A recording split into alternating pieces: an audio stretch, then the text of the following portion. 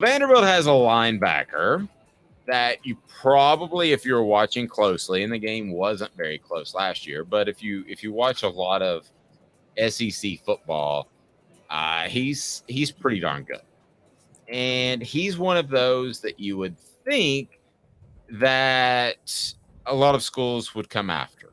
Problem is, you can't really come after them. If you do, it's got to be very vague. It's got to be something that is done behind closed doors through shady intermediaries.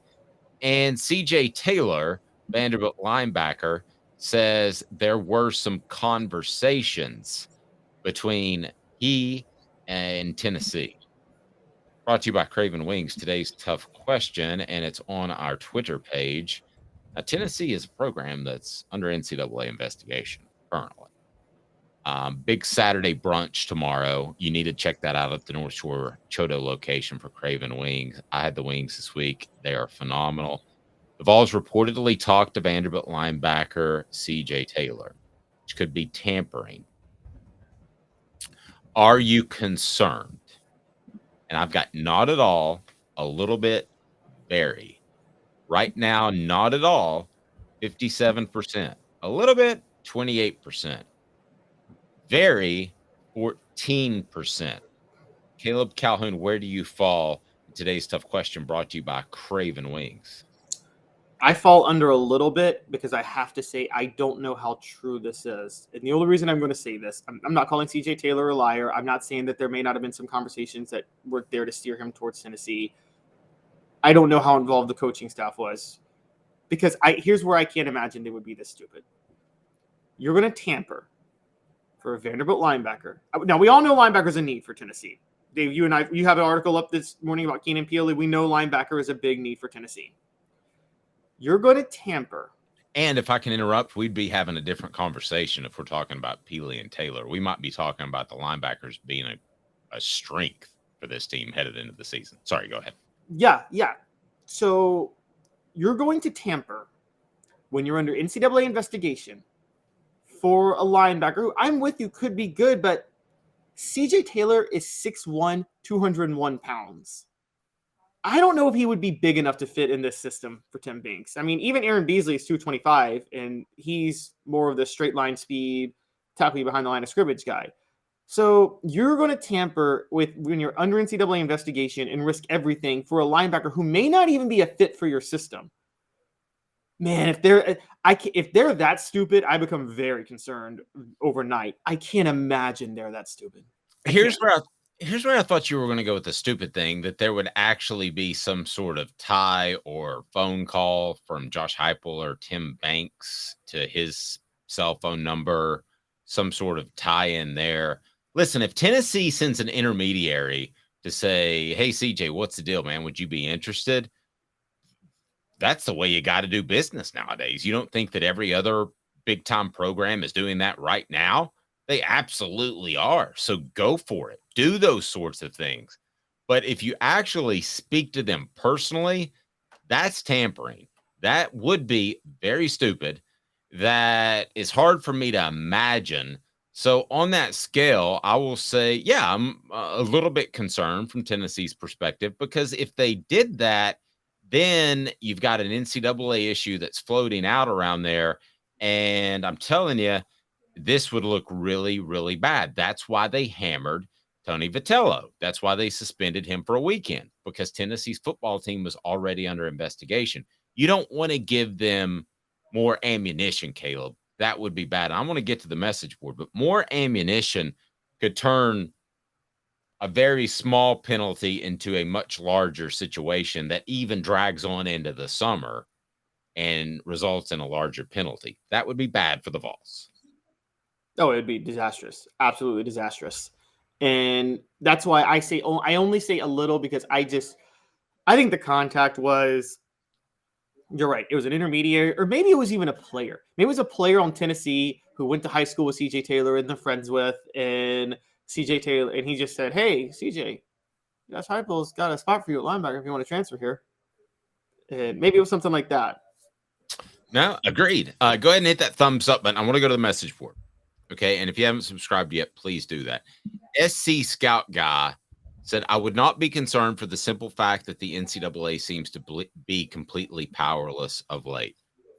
SC scout guy completely agree, except for the fact that last month they added about 40 people to their enforcement staff. They're sick of being made fun of. They want to get some sort, and listen, they'll handle it wrong. I'm not saying that the NCAA has suddenly become this bastion of legislative justice. They haven't, and they won't. But they are going to, at some point, use that group of people to hammer somebody. They are looking for someone to make an example out of because NIL got completely out of their hands. So that's why I'm still on the little bit concerns me scale from Tennessee's perspective. But good point. They haven't shown a lot of teeth to this point. David says very, even if nothing comes from it, it can be a Banks-sized distraction. It's a Banks. We could turn that into Take that to the bank. Or no, it's a Banks. What happened? Why didn't you write that story, Dave? Caleb asked. Man, stuff was going on with my family. I got Banksed. Totally distracted. SEC is acting like the IRS now with more, or I think he's referring to the NCAA with hiring more agents. Yes, he was. It's time to abolish the NCAA anyway. Yeah, I'm with you on that. But I think this is concerning to an extent. But I go back to, I think Josh Heupel is highly intelligent. You don't hear me say that about a lot of football coaches.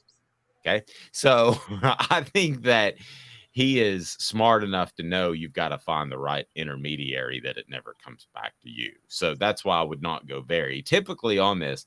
Had this been Dooley, Butch Jones, even Philip Fulmer, I'd be on the very scale because those guys, you know, Philip got caught in some stuff, and I think obviously Jeremy Pruitt did. If it was anybody else other than Josh Heupel, I'd be on the very scale, but I'm just a little bit right now. Did Fulmer get caught in some stuff, or did people around him get caught in some stuff, and he just wasn't too apt to put a stop to it the way he needed to?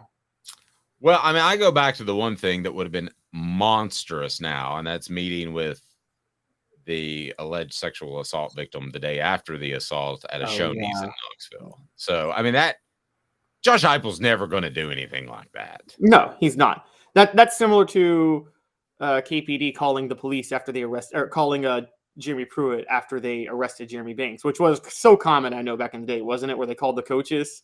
Right. And body cameras for police have pretty much taken that away. You can't get away with that stuff. You can't say, hey, coach. And listen, I've had people recognize me before when I got a speeding ticket one time. They said my full name is not Dave, it's Davis. And they said, hey, Dave, where are you going? I said, I'm running late for my radio show. And I knew they knew me because they used Dave. So listen, but you can't let people go like you used to just because you know them and maybe like them on the radio or like the way they play football on Saturday. Everybody has body cameras that run all the time. You would know better than I, right? Oh yeah, they all the time. And even if they don't have body cameras, do you know how many places have cameras just hidden? It's funny because I was in New York with some friends a few weeks ago, and my family back home are buying into the whole media hype that New York's dangerous now, and I'm like, and they're like, you're walking around Manhattan? I'm like, yeah, nothing's going to happen to me in Manhattan because no matter what happens, there's a camera on some building that's going to catch it. I mean, that's just a fact. Like, you're watched everywhere you go in Lower Manhattan and up to Midtown, and. So we're both going to settle on a little, but not very. Does this story have legs? And when I say legs, that we could see a development in the next couple of days in which they follow up with him and the NCAA even looks into it. Does it have legs? Does this grow from a small thing into a big thing anytime soon?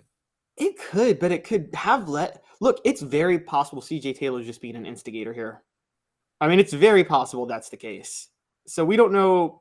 I don't know if he's being an instigator, but I think it's very possible that somebody just said to him, hey, have you ever thought about playing at Tennessee? I think that's more likely. That had a loose tie to Tennessee than Josh Heupel called him. Well, yeah, that's what I was getting at, though. That's where I see he was being an instigator, is because he played Oh, it in a way that. you didn't mean purposefully, like, he didn't go out thinking, "Oh, I'll get Tennessee in trouble," sort of thing. No, I think he just embellished a little bit to make it sound a little more dramatic. My question for you is, would Derek Dooley really have done this? As much as you don't like Dooley, it seemed like he was at least process oriented, where he wasn't going to try to like commit an infraction. Yeah, I just thought he was a little bit of a doofus.